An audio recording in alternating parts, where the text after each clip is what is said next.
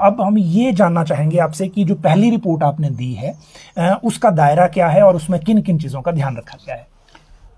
तो पहली बात तो ये मैं राजेश जी आपको बताना चाहूँगा कि इस समिति का गठन, जैसे आपने बिल्कुल सही कहा, इसका परिप्रेक्ष्य यही था कि बहुत मर्तबा पेपर लीक की बातें उठ रही थी और ये बहुत संदेह एक तरह से फैल रहा था कि जो रिक्रूटमेंट प्रोसेस है इसमें कुछ धांधली भी हो सकती हैं और लोगों का एक तरह से फेयर प्रोसेस नहीं है जी।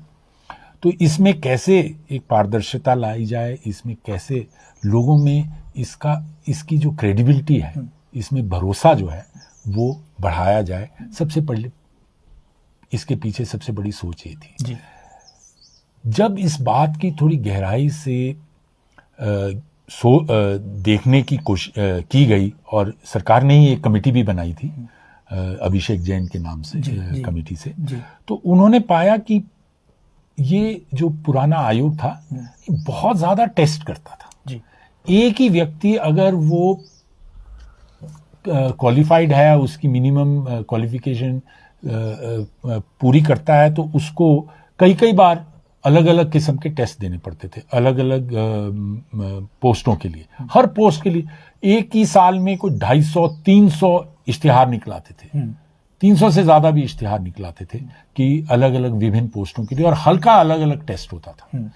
तो यानी जो कैंडिडेट हैं उन पर भी बहुत ज्यादा इसका बोझ पड़ रहा था। तो समिति ने ये तय किया कि दोनों चीजों को एक तरह से देखना बहुत जरूरी है कि पारदर्शिता आए, लीकेज की कोई समस्या ना आए और कैंडिडेट्स पे बोझ ना बने। वो ये नहीं कि वो बार बार अलग अलग इम्तिहान ही देते जा रहे हैं। जी। तो ये देखते हुए और जो हमने अलग अलग स्थानों की स्टडी की, उसको देखते हुए हमने ये निर्णय लिया कि इसके 2 मुख्य अध्याय होंगे। हमने अपनी पहली रिपोर्ट में यही कहा है कि सरकार एक तरह से एक तो कंप्यूटर बेस्ड टेस्टिंग करेगी, ठीक है, यानी टेस्ट कंप्यूटर पे होगा, ओएमआर नहीं होगा। ओएमआर नहीं होगा। ओके। कागज जो है उससे ही सबसे ज्यादा लीकेज की समस्या आती है, तो कागज नहीं होगा इसमें इन्वॉल्व, ये सारा कंप्यूटर पे ही टेस्ट होगा और उसमें सारा डिजिटल प्रोसेस होने से लीकेज की संभावना बिल्कुल नहीं है। जो हमने स्टडी किया 7 साल से भारत सरकार के विभिन्न संस्थानों में ये हो रहे हैं, बहुत बड़े पैमाने पे हो रहे हैं, कहीं बड़े हिमाचल से बड़े, कहीं ज्यादा 10 गुना पैमाने पे, 20 गुना पैमाने पर हो रहे हैं और कभी कोई पेपर लीकेज की समस्या नहीं आई। तो पहला तो ये कि कंप्यूटर बेस्ड टेस्टिंग होगी और दूसरा ध्येय ये है कि क्योंकि हम कैंडिडेट्स पे बोझ कम करना चाहते हैं कि एक तरह से एक पूरे हिमाचल का एक प्रिलिमिनरी एग्जाम हो जाएगा, एक पहला टेस्ट हो जाएगा। ठीक है। जो भी अभ्यर्थी उसमें भाग लेना चाहते हैं हर स्तर पे, उसमें ये कोई क्वालिफिकेशन नहीं है कि आपका ग्रेजुएट होना जरूरी है, +2 होना जरूरी है। एक बड़ा बेसिक बुनियादी टेस्ट लिया जाएगा और उसमें से जो पास होंगे वो आगे जो वास्तव में पोस्टों के इम्तिहान होंगे उनके लिए वो एक तरह से एलिजिबल हो जाएंगे। Just like common eligibility test. ये कॉमन एलिजिबिलिटी टेस्ट ही होगा। ओके। और इसकी प्रक्रिया लोग चाहे समझेंगे कि ये कहाँ, तो हरियाणा में हो रहा है ये। अच्छा। फर्क ये है कि हरियाणा में ये ओएमआर पे हो रहा है और उसमें खामियां निकल रही हैं, ओके, प्रॉब्लम्स आ रही हैं। इसीलिए हम चाहते हैं कि वो सीबीटी से हम एक कॉमन एलिजिबिलिटी टेस्ट करना शुरू। तो जो प्राइमरी रिपोर्ट है सर, फर्स्ट रिपोर्ट है अगर, उस पे सरकार का रिस्पांस क्या था? मतलब क्योंकि कुछ चीज़ें ऐसी होती हैं जो लॉजिस्टिकली हमें सूट कर रही हैं, कुछ नहीं कर रही हैं, या प्राइमरी मोटिव ये है कि पूरी तरह से जो इंटरफेरेंस है, ह्यूमन इंटरफेरेंस, वो खत्म करनी है। तो सरकार का मुख्य मंशा, जैसे आपने कहा, सरकार ये भी चाहती है कि लोगों पर इसका बहुत ज्यादा कुप्रभाव ना पड़ जाए। कहीं आप ये ऐसा सुझाव आए जो एकदम लोग उठ के खड़े हो जाएं कि ये तो फीजिबल नहीं है, ये तो हो नहीं सकता। तो रिपोर्ट में बड़ा स्पष्ट किया गया और लोग ये समझते हैं कि इसमें जो भी, जहां तक तकनीकी क्षमता की बात है कंप्यूटर बेस्ड टेस्टिंग करने की, तो आज की डेट में बहुत सी संस्थाएं हो गई हैं जिनकी क्रेडिबिलिटी भी है, जो ये कर भी रही हैं और इसलिए कोई दिक्कत नहीं है उनको एसोसिएट करने में, इसमें साथ मिलाकर ये टेस्टिंग करवाने में। दूसरी बात ये उठती थी कि क्या हिमाचल के जो बच्चे हैं उनको सीबीटी करने में कोई दिक्कत आएगी क्या? तो उसमें 2-3 चीजें हमने देखी। एक कि सीबीटी के बेस पर तो बैंकिंग का इम्तिहान भी इसी से हो रहा है, हिमाचल में होते हैं, एनटीए भी हो रहा है जो सारा नेशनल टेस्टिंग एजेंसी भी करती है। फिर आपके ये जो सीडैक की रिक्रूटमेंट है, डिफेंस सर्विसेज की सारी रिक्रूटमेंट्स हिमाचल में भी सीबीटी से हो ही रही हैं। थोड़ा बहुत सीबीटी पब्लिक सर्विस कमीशन ने भी शुरू कर दिया हुआ है। तो इसलिए ऐसा नहीं है कि सीबीटी की अवेयरनेस नहीं है या जानकारी नहीं है, बच्चों को शुरू हो चुकी है, काफी हद तक पता है। और दूसरा, हर जो भी एजेंसी के साथ इसका बारे में सम्मिलित करके करेंगे, उस सब में ये प्रावधान होते हैं कि आप एक तरह से प्रैक्टिस टेस्ट करवाइए। प्रैक्टिस टेस्ट की एप्लीकेशन के साथ साथ प्रैक्टिस टेस्ट की प्रक्रिया साथ साथ मिल सकती है और मुफ्त होती है। और वो सारे कैंडिडेट्स को मिल सकती है, ऐसे में कोई प्रॉब्लम नहीं है। तो इसलिए ये भी कोई प्रॉब्लम नहीं कि अवेयरनेस या बच्चों को पता नहीं होगा। तीसरी बात ये उठती थी कि सीबीटी के लिए कंप्यूटर बहुत चाहिए होंगे, जगह बहुत चाहिए होंगी, कैसे इतना इस पैमाने पर होगा। तो हमने ये पाया, 2 चीजें पाई। एक तो कंप्यूटर बेस्ड टेस्टिंग की सबसे बड़ी बात है ये, और सारी दुनिया में है ये, सिर्फ हिमाचल में नहीं या सिर्फ दिल्ली राष्ट्रीय स्तर पे नहीं, अंतर्राष्ट्रीय स्तर पर भी, कि कंप्यूटर बेस्ड टेस्टिंग का सबसे बड़ा ये फायदा है कि ये अलग अलग सेशन में हो सकते हैं और ये अलग अलग दिन भी हो सकते हैं, कई दिन इकट्ठे भी हो सकते हैं, कई दिन इकट्ठे हो सकते हैं, कई जगह महीने होते हैं। और हिमाचल में हमें ये पता चला कि अब तक जो ऑर्गेनाइजेशन ये टेस्ट करा रही हैं, जैसे टीसीएस है या सीडैक है, 2500 तो उन्हीं के नोड्स हैं। अच्छा, अपने ही जो उन्होंने टेस्ट किए हुए हैं। 2500 कंप्यूटर्स पे बच्चों को बिठा के वो करवा सकते हैं। 3-4 जगह उन्होंने बनाए हुए हैं। और हमारी जो चर्चाएं हैं उससे ये पता चला कि इसको बढ़ाना कोई बड़ी बात नहीं है। बड़े हमारे जो जहां भी कंप्यूटर सेंटर है, कॉलेजेस में, स्कूलों में, ट्रेनिंग संस्थाओं में, उनको एसोसिएट बड़ी शीघ्रता से किया जा सकता है। और ये दुगनी 2.5 गुना करना, 3 गुना करना कोई समस्या ही नहीं है इस क्षमता को बहुत ही शीघ्र करने में। सर 2 सवाल हैं। पहला तो ये कि पहले सीबीटी पे आ जाते हैं जी। सीबीटी में सर एक इशू जो जैसे पब्लिक सर्विस कमीशन भी है, पब्लिक सर्विस कमीशन ने शुरू जरूर किया था जैसे आपने कहा, अब भी कर रहे हैं, लेकिन कर रहे हैं अपने प्रीमिसेस के अंदर ही, बाहर नहीं। अब इशू ये है कि उनको ऐसा लग रहा है कि बाहर करना इस वक्त सेफ्टी नहीं है, जिस तरह से पेपर लीक और कई चीज़ें और भी हो जाती हैं उसमें इंटरनेट की क्वालिटी का इशू है, मतलब सारी चीज़ें, इंफ्रास्ट्रक्चर एक अभी फैक्टर है। लेकिन जैसे JOIT है फॉर एग्जांपल, हमीरपुर आयोग से जो भर्तियां हो रही हैं उसमें चाहे 200 पद एडवर्टाइज करें हम, एप्लीकेशन 1.25 लाख से ऊपर आती हैं।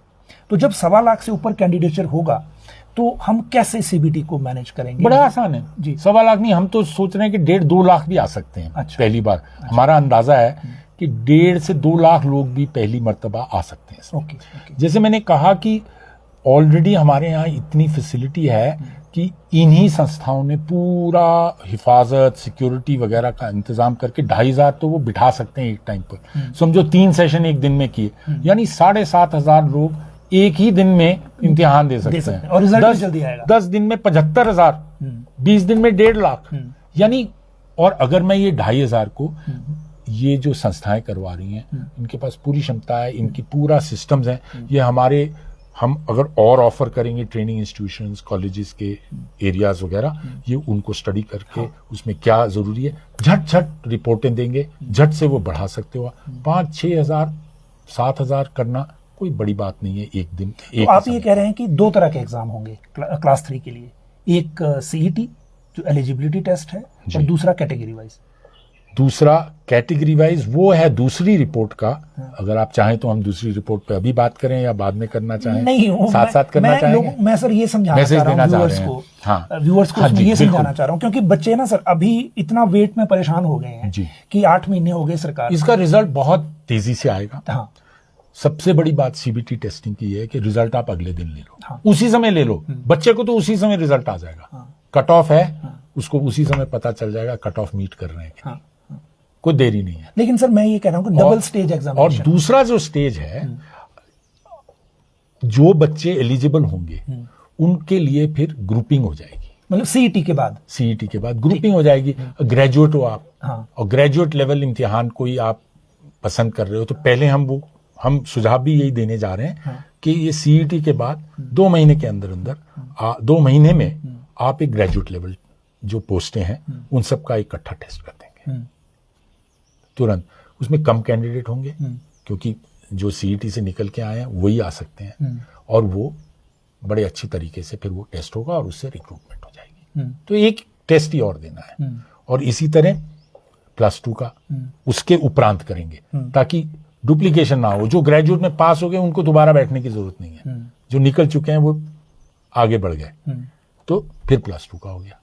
फिर वो जो रहे बचे कैटेगरीज हैं जो +2 भी नहीं मीट करती, जिसमें सरकार की मंशा ये है कि इनको कम से कम कर दिया जाए, ज्यादा से ज्यादा +2 में ही आए, पर जो बच भी जाएंगे उनके लिए फिर तीसरा स्टेज, तीसरी स्टेज, यानी एक कैलेंडर बन जाएगा साल में। साल में अब लोगों को बार बार इश्तिहार ढूंढ रहे हैं, ये सब नहीं होगा, उसके लिए कैलेंडर बन जाएगा। उसके लिए तो फिर एक मेजर काम ये भी है कि गवर्नमेंट को अपने R&P रूल भी बदलने पड़ेंगे जहां जहां जरूरी है। ऐसा है कि सब नहीं जरूरी, पर कई चीजों में जहां, जैसे अगर आपने मैट्रिक रखी हुई है पर समझा जाता है कि +2 होना चाहिए तो वो +2 करेंगे उसमें। हो सकता है कई जगह आपने छोटे छोटे डिफरेंस डाले हुए हैं कि जेई सिविल पावर कॉर्पोरेशन में अलग होगा, अलग है, बिजली बोर्ड में अलग है, पीडब्ल्यूडी में अलग है, IPH में अलग है। हो सकता है बहुत छोटे छोटे फर्क डाले हुए हैं, तो उनको बराबर करना भी जरूरी है। तो जितना हो सके हम इस महीने के अंदर अंदर, जो हम अगले 1.5 महीने में हम जब रिपोर्ट देने जा रहे हैं, कोशिश ये होगी कि काफी हद तक हम इन चीजों पर भी सुझाव दे देंगे कि क्या R&P रूल्स में एक मुश्त सरकार कैबिनेट जाके चेंजेस ला सकती है, कई कैटेगरीज को क्लब कर देगी। तो अभी जो फर्स्ट रिपोर्ट है सर, उस पर सरकार की तरफ से जो इनका अपना स्ट्रक्चर है, पर्सनल एडीज हैं, मतलब जो हमीरपुर आयोग को भी देख रहे थे, उनका कोई फीडबैक आया है उस मीटिंग में या फाइल पर कहीं? नहीं, हमें औपचारिक तौर पर तो फीडबैक का सवाल ही नहीं है, क्योंकि हमने तो रिपोर्ट दे दी, अब कार्रवाई उन्होंने की है। अनौपचारिक तौर पर मुझे ऐसा लग रहा है कि सरकार ने इस रिपोर्ट को पसंद किया है और चाहते हैं कि बहुत जल्दी ही इस पे कार्रवाई हो, ताकि बच्चों को अब वेट ना करना पड़े, इंतजार की घड़ियां खत्म हो, और लोग जो ये कॉमन एलिजिबिलिटी टेस्ट है उसमें बैठकर और तुरंत उसके बाद तैयार हो जाएं कि अगले स्टेज के इम्तिहानों की जो शेड्यूलिंग हो उसके लिए वो बैठ सकें। तो हम सर, तो मुझे लगता है कि पर्सनल कार्मिक विभाग शीघ्र ही इस पर जो हमारी रिपोर्ट है उस पर काफी जल्दी, हम लड़कियों से फीस नहीं लेते सर यहाँ जी। इस कारण और भी कई रीजन है जो कैटेगरीज में जहाँ फीस नहीं लगती। एप्लीकेंट्स कई बार ज्यादा होते हैं और पेपर देने जो रियल बच्चे आते हैं वो कम होते हैं, फिगर कम होता है, लेकिन जो खर्चा है वो उतना ही हो जाता है सारा, चाहे पेपर है चाहे कुछ और। जब हम ऑनलाइन पे आएंगे तो ऐसा हुआ कि हमने इंतजाम कर दिया 16,000 कंप्यूटर एक्स्ट्रा फॉर एग्जांपल, और आए नहीं, तो क्या व्यवस्था है, उसको कैसे कमेटी ने एड्रेस किया है? तो हमने ये पाया कि इसमें एक बड़ी अच्छी प्रैक्टिस हरियाणा ने अडॉप्ट की है। अच्छा, वहां भी है कि मुफ्त श्रेणियां हैं जिनसे वो फीस नहीं लेते। तो उन्होंने क्या किया है कि एप्लीकेशन स्टेज पे आप फीस दे दो, और इम्तिहान में बैठ गए तो जिस प्रक्रिया से आपने दिए गेटवे से, उसी से आपको वापस हो जाएगी तुरंत। अच्छा, रिम्बर्स हो जाएगी। अच्छा। जैसे आपने यूपीआई से किया है उसी से वापस हो जाएगा। ओके, तो उससे ये होगा कि जो बच्चा है वो आएगा जरूर पेपर जरूर देने आएगा, कि अगर जेन्युइनली अप्लाई वही करेगा जिसने देखना है, करना है। ओके, तो मतलब उसमें ये शर्त नहीं है कि पास हो या कुछ हो, उसमें सिर्फ ये है कि आपने बैठना है। ओके, बैठने जरूर आओ। अच्छा, मतलब ऐसे ही नहीं शौकिया आपने भर दिया फिर आप आए ही नहीं, आना तो जरूर पड़ेगा। और कितना स्टेट या स्टाफ सिलेक्शन कमीशन का ये स्ट्रक्चर आपने स्टडी किया रिपोर्ट? जी। तो हम चाह रहे हैं कि बड़ा लीन, बहुत ही छोटा इसका दायरा नंबर हो। हमने ये देखा कि नेशनल टेस्टिंग एजेंसी है दिल्ली में, आप सबको शायद, आपको तो वाकिफ होंगे, जेईई का इम्तिहान वो करवाते हैं और नीट का। अब आप सोचते हो कितने लाखों बच्चे उसमें बैठते हैं, मतलब 20-20 लाख। 14 मुलाजिम है। अच्छा, परमानेंट मुलाजिम 14, बाकी वो थोड़े बहुत कंसल्टेंट से वो रखते हैं। ओके, और बाकी जो स्ट्रक्चर यूज होता है गवर्नमेंट का, वो बिल्कुल वो इन्विजिलेशन स्टाफ, ये वो सारा सिस्टम वो सरकार उनके सिस्टम से जब इम्तिहान कराने हैं तब वो एक्टिवेट करके वो यूज कर लेते हैं। अपने उनके इतना छोटा दायरा है, तो हम समझते हैं कि हमारा तो उससे कहीं छोटा स्तर होगा इम्तिहान करवाने का, तो इतने कोई ज्यादा स्टाफ की जरूरत नहीं पड़ेगी। स्पेशली जब आउटसोर्स करेंगे, ये सब एजेंसीज अब आउटसोर्स करती हैं। 2 बड़ी एजेंसीज हैं इस समय आउटसोर्सिंग में, TCS जो प्राइवेट टाटा सेक्टर में है, कंसल्टेंसी टाटा वाले। कंसल्टेंसी सर्विसेज जो प्राइवेट सेक्टर में है, भारत सरकार की स्टाफ सिलेक्शन कमीशन है जो, वो TCS को यूज करती है, 7 साल से इस्तेमाल कर रही है, कभी कोई लीकेज नहीं हुआ।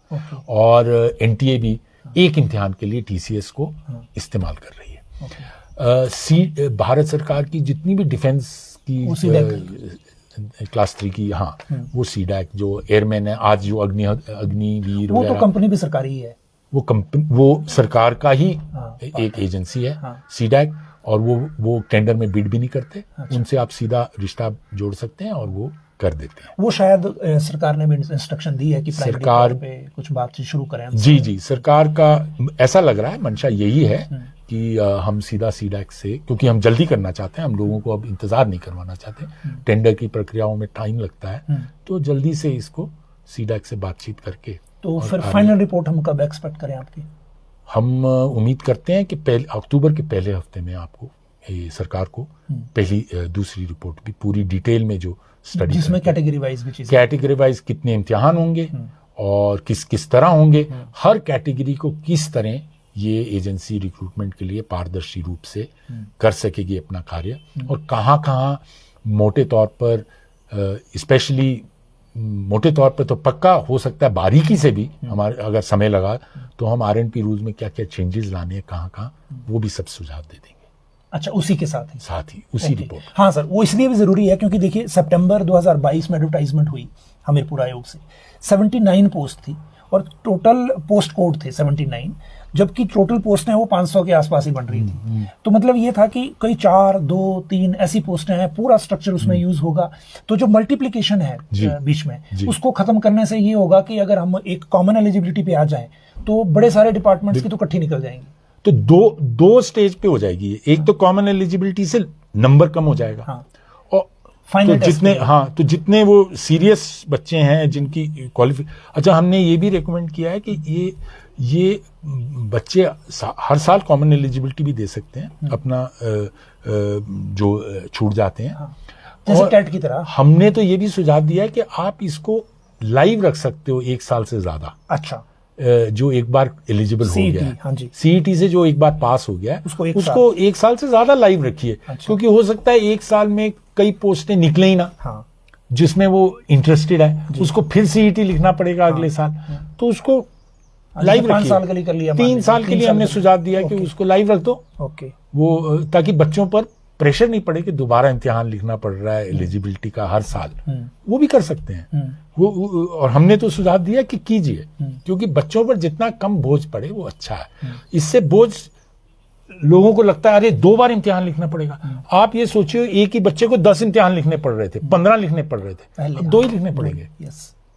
उसी बच्चे को 15 इम्तिहान लिखने पड़े थे, अब 2 लिखेगा जी। तो या 20 लिखने पड़े थे, क्या पता कितने लिखने पड़ रहे थे। तो आज ये सबसे बड़ी इसमें फायदा होगा कि बच्चों को बहुत फायदा होगा। ये जो अगर कोई ये बात कहे कि नहीं ये तो बच्चों के विरुद्ध होगा, 2 बार इम्तिहान है, तो ये उल्टी बात है, बल्कि सबसे ज्यादा फायदा इससे बच्चों को हो रहा है। CM साहब ये कह चुके हैं कि जो नया आयोग है वो हमीरपुर में ही बनेगा, जैसा पहले से है। लेकिन नए आयोग का स्ट्रक्चर कैसा रखना चाह रहे हैं? पहले चेयरमैन प्लस 5 मेंबर थे, अब वहाँ काउंसलिंग होती नहीं, और जो 15 नंबर का एक सिस्टम था वो भी नहीं है सर। और अब हमें इंश्योर ये करना है कि पेपर लीक ना हो, बाकी तो चीजें चलती रहेंगी। तो क्या व्यवस्था बने? तो हमारा सुझाव तो यही है कि एक चेयरमैन ही हो, बस एक चेयरपर्सन, अध्यक्ष हो एक, क्योंकि कोई जरूरत नहीं है, कोई इंटरव्यू नहीं होने, कोई और तरह का, जैसे आपने कहा, कोई काउंसलिंग कुछ नहीं है। एक अध्यक्ष होंगे, एक अफसर होंगे जो प्रशासनिक तौर पे इम्तिहान का कार्य वगैरह ठीक से, एक तरह से जो कि पर्चा लीक नहीं होना है, जो अरेंजमेंट्स उसके सारे, कल को इन्विजिलेशन में स्पेशल कंट्रोल रूम को चेक करवाना है, सारे वो जो सिस्टम्स देखने हैं, एक अधिकारी सीनियर वहाँ हो, और एक अधिकारी ऐसे हों जो टेंडरिंग और वित्तीय मामलों में सक्षम हो, जो, क्योंकि इसमें एजेंसी लगानी पड़ेगी, उसके साथ किस तरह के टेंडर कॉन्ट्रैक्ट बनाने हैं और उसको ओवरसी करना है वो। तो और बाकी थोड़ा बहुत पर्सनल जो पेपर सेटिंग एक इशू रहता है, तो CBT में सबसे बड़ी बात यह है कि पेपर सेटिंग जो है वो बहुत आसानी से एजेंसी को दी जा सकती है। अच्छा, और वो आमतौर पे जो आज की डेट में बेस्ट प्रैक्टिस मानी जाती है, जिसका हमने सुझाव दिया है कि क्वेश्चन बैंक तैयार होंगे। अच्छा। एक बार कई सौ हजारों में भी क्वेश्चन की तैयारी हो जाएगी, बैंक बन जाते हैं। ठीक है। वो हर साल अपडेट हो जाते हैं, इंप्रूव होते हैं, और उसको computer digitally algorithm randomly check कर सकता है, अपने आप वो नए पेपर सेट बनाता है। कोई ह्यूमन इंटरफेस नहीं है। वो पेपर सेट बन के इनक्रिप्ट भी हो जाते हैं, वो किसी को पता ही नहीं उसमें क्या है। वो जब बच्चा खोलता है तो उसके सामने निकल के आता है कि ये पेपर मुझे आया, साथ वाले को अलग है। अच्छा। सवाल वही हो सकते हैं, हाँ, पर उसका सारा रैंडम अरेंजमेंट अलग हो सारा। बिल्कुल। उसके जो, जैसे वो, एक उदाहरण देता हूँ, मल्टीपल ऑप्शन होते हैं इसमें, मल्टीपल चॉइस होता है ना इसमें, एमसीक्यू बोलते हैं। अब उसमें जो ऑप्शन चूज करना है उसका एक ऑर्डर है A B C D। वो हो सकता है साथ वाले का ऑर्डर ही बदला हो, सही जो उत्तर है वो डी पे हो, पहले वाले का ए पे हो। तो वो कंप्यूटर सारा रैंडमाइज कर देता है।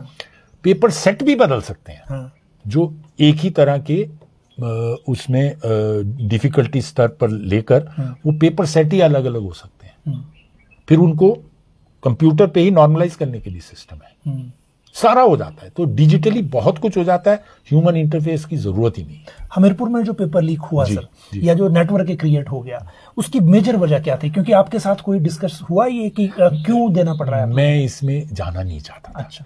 क्योंकि जब आप जो भी हमीरपुर में हुआ या पीछे हरियाणा में भी बात उठी, ये सब OMR के कारण है। अच्छा। आप जैसे ही पेपर में जाते हो, पेपर को आपको सेट बनाने हैं, वो ह्यूमन इंटरफेस नहीं, आप कंप्यूटर पे सेट कर सकते हो, पर फिर उसको प्रिंट तो करवाना ही है ना, प्रिंटर को तो भेजना ही है ना। चाहे वो उसमें उसको भी आप प्रिंटर को भी सॉफ्टवेयर में रूप में भेज दो, पर वो कहीं ना कहीं तो इंक्रिप्शन से बाहर आएगा ही ना, तभी वो पेपर पे आएगा। इंक्रिप्शन से बाहर आया, लीकेज की पॉसिबिलिटी आ गई। इंक्रिप्शन में रहा, बहुत मुश्किल है। अगर आप मतलब वो एग्जामिनेशन सेंटर पे भी कुछ करोगे, इंक्रिप्शन को तोड़ना पड़ा, कहां से तोड़ लोगे? तो इसीलिए 7 साल से कोई इंस्टेंस नहीं आया TCS या CDAC का कि पेपर लीक हो गया हो। पेपर नहीं लीक हुआ। CBT में अभी कोई ऐसा इंसिडेंट नहीं है। ओके। बड़े पैमाने के जो टेस्ट हैं उनमें आज तक ऐसा इंस्टेंस नहीं आया कि पेपर लीक हो गया। तो नई जो एजेंसी है या आयोग है, उसका नाम क्या रखने का है? उसमें सिफारिश की हुई है या गवर्नमेंट कुछ? सरकार सोच रही है राजकीय चयन आयोग। अच्छा। राजकीय चयन। कर्मचारी शब्द नहीं होगा? कर्मचारी शब्द नहीं होगा। तो क्यों ऐसा, मतलब कि कुछ स्पेसिफिक रीजन? चयन आयोग मेरा ख्याल है अच्छा आइडिया है। अच्छा। मुख्यमंत्री का ये विचार मुझे पसंद आया कि चयन आयोग है। कल को आप न केवल सरकार में जो भर्ती है उसका चयन कर रहे हैं, इसमें हो सकता है और पैरास्टेटल्स का और निगमों का और बाहर से संस्थाएं भी जुड़ सकती हैं इसमें, जो हिमाचल में रिक्रूटमेंट करना चाहें। तो इस माध्यम से अच्छा रहेगा चयन। और भी कोई तरीके की कोई कार्य करने हो तो इसके मैंडेट में आ सकते हैं। ओके।